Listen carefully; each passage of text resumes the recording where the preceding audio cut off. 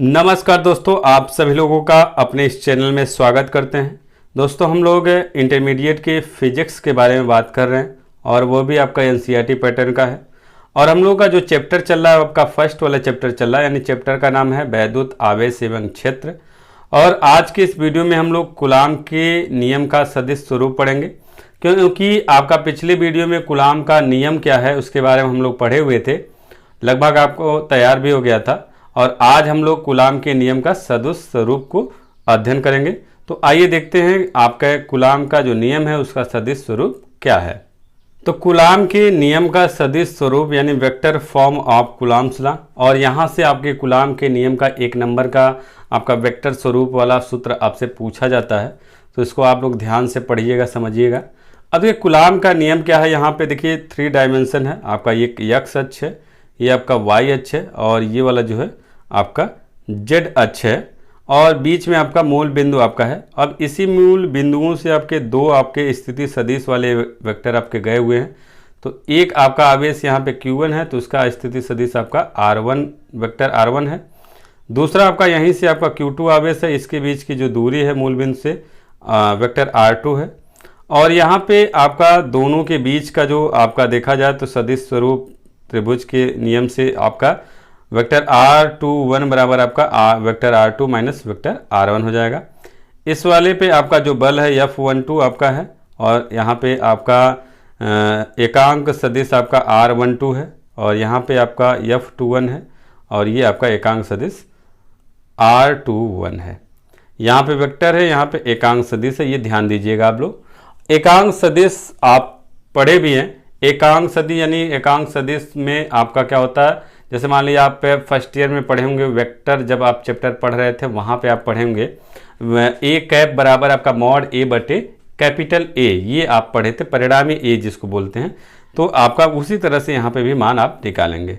अब कि यहाँ पे हम लोग इस फिगर के अनुसार थोड़ा सा मान लेंगे। माना 2 आपके आवेश हैं Q1 व Q2, जिनके मूल बिंदु के सापेक्ष जो है स्थिति सदिश क्रमशः वेक्टर R1 व वेक्टर R2 हैं।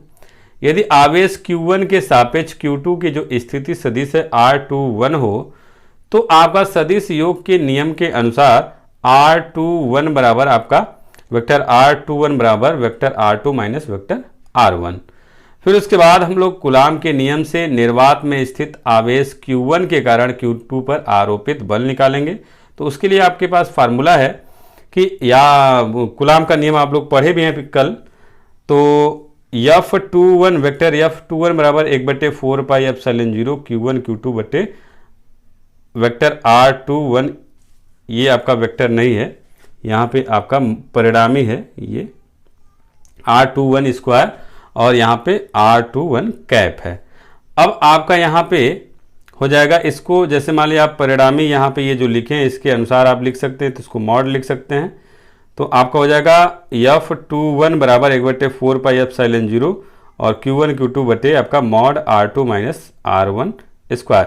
यानी मॉड में यदि वेक्टर को लिखा जाए तो उसका जो मान है वो आपका परिणामी में ही मिलेगा। तो वही चीज़ आपका यहाँ पे है, यानी इसको वेक्टर में लिखा जाए, वेक्टर के रूप में लिखा जाए और यहाँ पे मॉड लगा दिया जाए तो आपका यही परिणामी हो जाएगा। इसको हम लोग इस रूप में लिख दिए हैं, ये आपका है। तो ये आपका क्या है, ये वेक्टर स्वरूप है। तो एक आपका है, यानी कि Q1 के कारण जो Q2 पे आपका बल लगेगा तो उसके लिए है, और इसी तरह से Q2 के कारण आपका Q1 पे जो बल लगेगा तो उसके लिए भी आपको बता रहे हैं। यहाँ पे आपका जो है ये R2 कैप जो है, R21 वाला कैप जो है, ये सदिश R21 का जो है दिशा में एकांक सदिश, यानी इसी जो वेक्टर है इसी का आपका एकांक सदिश ये आपका है। तो अब हम लोग यहाँ पे Q1 के कारण Q2 पे बल था, अब हम लोग Q2 के कारण आपका Q1 पे बल निकालेंगे। तो क्या होगा आपका, तो इसी प्रकार से जैसे पीछे आप निकाले हैं उसी प्रकार से आपका आवेश Q2 के कारण Q1 पे आरोपित बल निकालेंगे। तो जहाँ 2 1 था वहाँ 1 2 कर दीजिए, बाकी सब कुछ वही रहेगा। तो वेक्टर F12 बराबर 1/4 पाई एप्सिलॉन 0 Q1 Q2 बराबर R12 स्क्वायर R12 कैप। जहां आपका 2 1 था सभी जगह आप 1 2 कर दीजिए, आपका सूत्र बन जाएगा। तो F21 बराबर आपका हो जाएगा 1/4 पाई एप्सिलॉन 0 Q1 Q2 बटे mod R1 vector R1 minus R2, वहाँ पे क्या था, जब ये आपका उल्टा था तो ये आपका 2 माइनस 1 था, तो यहाँ पे 1 माइनस 2 हो जाएगा और आपका R12 कैप हो जाएगा। जहाँ पे जो ये आपका R12 कैप जो है सदिश वेक्टर जो आपका R12 है उसकी दिशा में एकांक सदिश है। जो एकांक सदिश जो है आपका जो वेक्टर R21 एकांक सदिश R21 जो है उसके क्या है, बराबर है और विपरीत दिशा में है। तो यहाँ से आपका हो जाएगा एकांक सदिश R21 बराबर आपका माइनस एकांक सदिश 1 2, यानी कि आपका जो ये आपका है वह इसके विपरीत दिशा में है, बराबर है लेकिन विपरीत दिशा में है।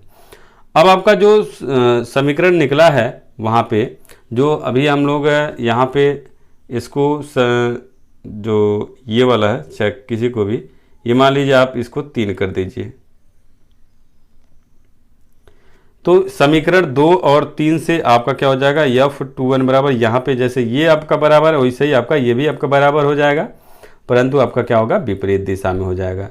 तो इसका मतलब क्या हो जाएगा, अर्थात दोनों आवेशों पे आपका परस्पर लगने वाला जो बल है उसके परिणाम में तो समान है लेकिन विपरीत दिशा में वो कार्यरत हैं। इस प्रकार कूलाम का नियम जो है न्यूटन के तृतीय नियम का पालन करता है, यानी जो कूलाम का नियम है वो कूलाम का नियम न्यूटन के तृतीय नियम का भी पालन करता है। तो मान लीजिए आपसे कहा जाए कूलाम के नियम से न्यूटन का तीसरा नियम निकालिए, तो आपका यही प्रूव कर देना है, यही आपको दिखा देना है, तो आपका प्रूफ हो जाएगा।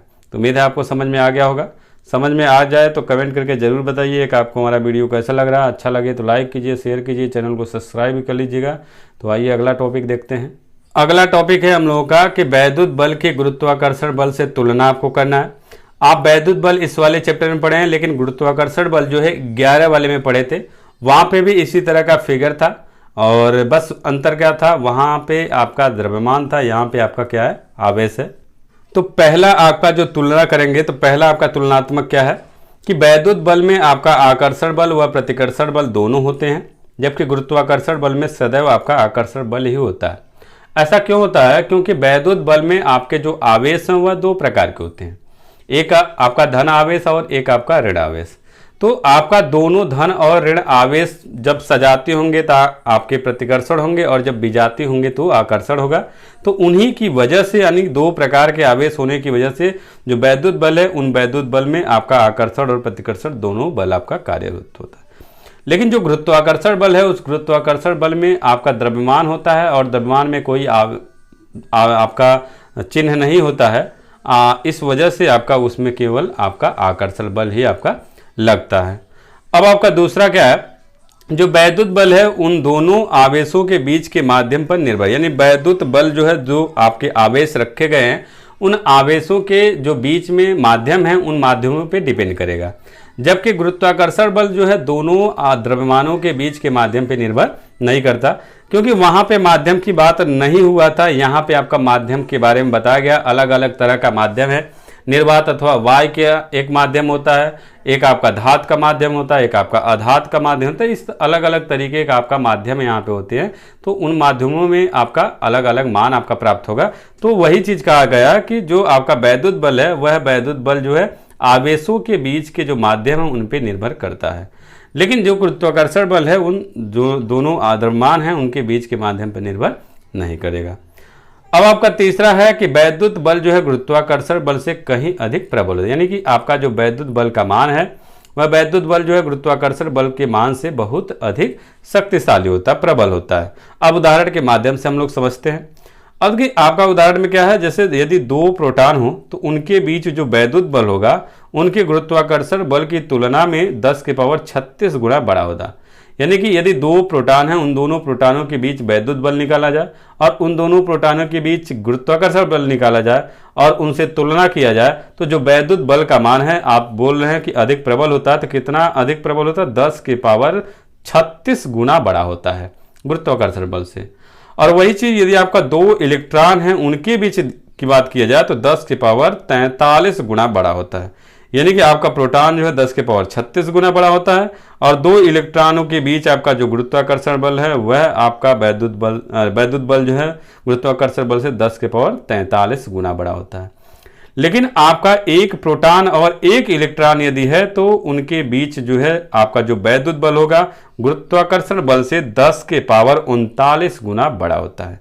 तो ये चीज आपका है, यदि 2 प्रोटॉन होगा 10 के पावर 36 गुना बड़ा होगा, 2 इलेक्ट्रॉन होगा 10 के पावर 43 गुना बड़ा होगा, और 1 प्रोटॉन और 1 न्यू इलेक्ट्रॉन होगा तो 10 के पावर 39 गुना आपका बड़ा होगा।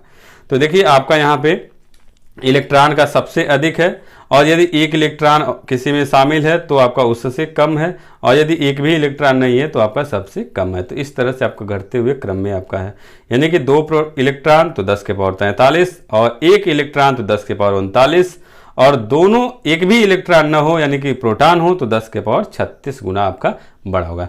तो इस तरह से आपके छोटे छोटे क्वेश्चन भी आपके बनते हैं, पूछे जाते हैं, तो इसको आप पढ़ लीजिएगा। आपसे ये तुलनात्मक अध्ययन में आपका 1-2 नंबर का पूछा जाता है कि वैद्युत बल और गुरुत्वाकर्षण बल में क्या अंतर है, स्पष्ट कीजिए, तो ऐसे आपके क्वेश्चन बनेंगे, तो उसको आप लोग समझ लीजिएगा।